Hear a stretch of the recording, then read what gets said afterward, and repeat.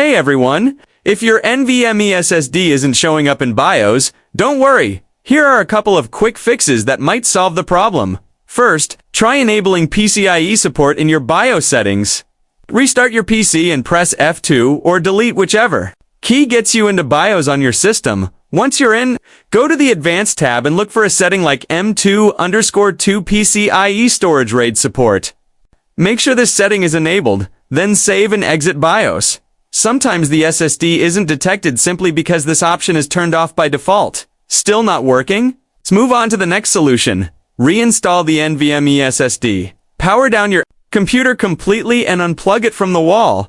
Open your case and locate the M2 slot. It's usually labeled SATA or PCIe. Carefully remove the mounting screw and take out the SSD, then reinstall it, making sure it's seated properly in the slot before screwing it back in. Close everything up, plug in your PC, and restart.